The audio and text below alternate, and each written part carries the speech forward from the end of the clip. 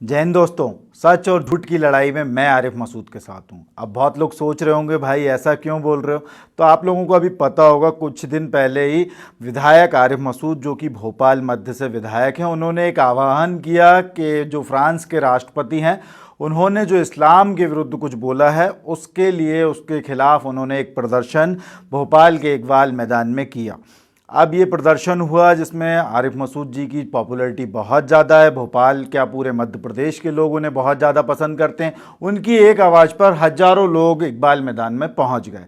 वहाँ पर एक शांतिपूर्ण विरोध प्रदर्शन हुआ। विरोध प्रदर्शन जैसे ही खत्म हुआ तो बीजेपी के कुछ नेता और साथ में बीजेपी के ही कुछ पत्रकारों को ये बात बिल्कुल हजम नहीं हुई। इतनी ज़्यादा तादाद में लोग दिख रहे थे तो बीजेपी के जो मुख्यमंत्री हैं मध्य प्रदेश के शिवराज सिंह चौहान और रोहित सरदाना जो बीजेपी के ही पत्रकार हैं, इन दोनों का एक ट्वीट आता है। जो शिवराज सिंह चौहान हैं वो बोलते हैं इन पे कड़ी कार्रवाई होगी, और जो रोहित सरदाना हैं वो ये बोलते हैं कि इतने सारे लोग एक साथ इकट्ठे हो जाते हैं और इन पर कोई कार्रवाई नहीं होती। तो भैया अब आपको यहाँ पर कोरोना की गाइडलाइन नज़र आ रही है, आरिफ मसूद का प्रोग्राम है, क्योंकि जब बीजेपी की जो शिवराज सिंह चौहान की अभी रैलियाँ हुई, कल ही प्रद्युमन सिंह तोमर के लिए एक रैली उनने निकाली, वहाँ पर आपको भीड़ नज़र नहीं आई। वहाँ पर कोरोना गाइडलाइन को फॉलो कहाँ किया गया? ये यहाँ पर शिवराज सिंह चौहान की रैलियाँ होती हैं, वहाँ पे कोरोना गाइडलाइन बिल्कुल फॉलो नहीं होती, वहाँ कोई केस नहीं होता, वहाँ पर पूरी सरकार उनकी मदद में लग जाती है।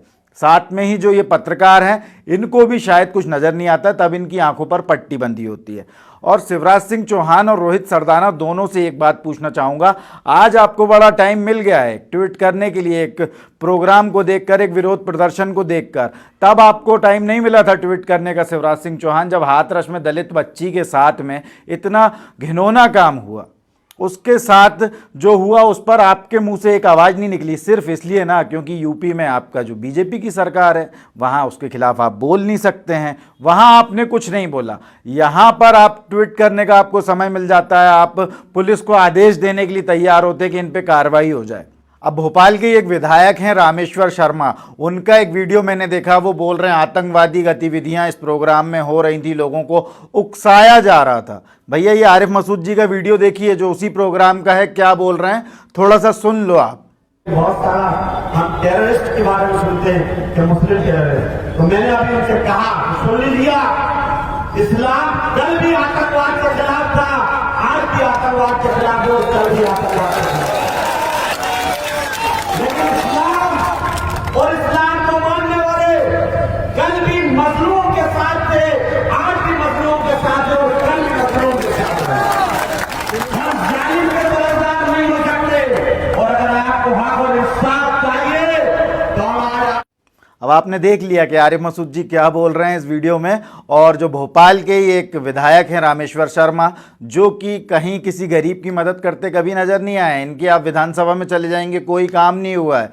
ये बोलते थे कि वंदे मातरम जो नहीं गाएगा उसको देश से भगा देना चाहिए, और इन्होंने वंदे मातरम कैसा गाया, जब एक पत्रकार ने बोला आप ही सुना दीजिए, तो ये देखिए कैसा गाते हैं। वंदे मातरम सुंदे वंदे नो नो नो नो सुंदे वंदे। तो आप समझ गए ना, इनका दोहरा चरित्र है। ये दो तरह की राजनीति करते हैं, जो इनके पक्ष में है वो सब सही है, वहाँ कानून नहीं आता। जो दूसरा अगर कुछ करता है तो वहाँ ये इनको एक एक चीज़ बिल्कुल बारीकी से, सुई की नोक से इनको कानून चाहिए।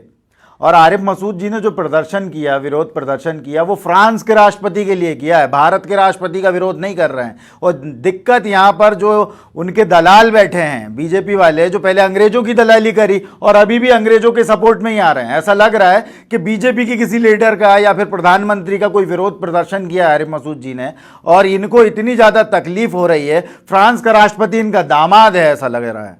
अब क्या है ना, इनकी रोटियां सिक नहीं रही हैं, तो ये कैसे करके उपचुनाव चल रहे हैं मध्य प्रदेश में, बिहार में भी अभी चुनाव हैं, और भी जगह चुनाव, तो ये सोच रहे हैं कि भैया सब जगह एचएम का माहौल, हिंदू मुस्लिम का माहौल हो ही नहीं पा रहा है, राम मंदिर का मुद्दा इनको मिल नहीं पाया, अब कुछ इनके बस की बचा नहीं है, तो ये सोच रहे हैं कैसे भी करके इस मुद्दे को गर्म कर दिया जाए। सारी न्यूज़ चैनल जो बीजेपी के हैं वो टोटल मेन स्ट्रीम मीडिया अब यहाँ पर आरिफ मसूद पे डिबेट बैठाल के बैठा हुआ है। तो भैया एक बार देख लो उस प्रोग्राम में हुआ क्या है, उसके बाद आप जहाँ बोलेंगे हम उनकी तरफ से बात करने के लिए आ जाएंगे, उनको मुद्दा मत बनाओ। तो आरिफ मसूद जी आप निश्चिंत रहिए, जनता आपको समझती है, आप सुख दुख में कोरोना काल में भी आप लोगों के लिए खड़े रहे। अभी 10 बाई 10 का पंडाल बनाने का बीजेपी ने जो निर्णय लिया था वो उसके खिलाफ भी आप खड़े थे। आप 10 बाई 10 के देवी जी के पंडाल ना बनेगा, बड़ा पंडाल बनेगा, धार्मिक आयोजन वैसा का वैसा होगा, उसमें भी आप खड़े थे। हर चीज़ में आप सुख दुख में हिंदू मुस्लिम सिख ईसाई सबके लिए खड़े रहते हैं। तो पूरी जनता भी आपके साथ खड़ी हुई, आप बिल्कुल निश्चिंत रहें। इन जैसे लोगों से आप जनता निपट लेगी। और अब जनता समझ गई है कि बीजेपी जो है सिर्फ बांटने की और बेवकूफ़ बनाने की राजनीति करती है, साथ में उसका साथ देते हैं ये मेन स्ट्रीम मीडिया जो कि इन्हीं के चैनल है, पैसा बीजेपी वालों का ही लगा है। तो ये पूरी की पूरी दलाली वहाँ पर करते हैं। तो आप लोगों की क्या राय है इस पूरे मुद्दे पर, आप कमेंट बॉक्स में मुझे ज़रूर बताइएगा। फिर मिलूंगा आपसे, जब तक अपना ख्याल रखिए। भारत माता की जय, वंदे मातरम, जय हिंद।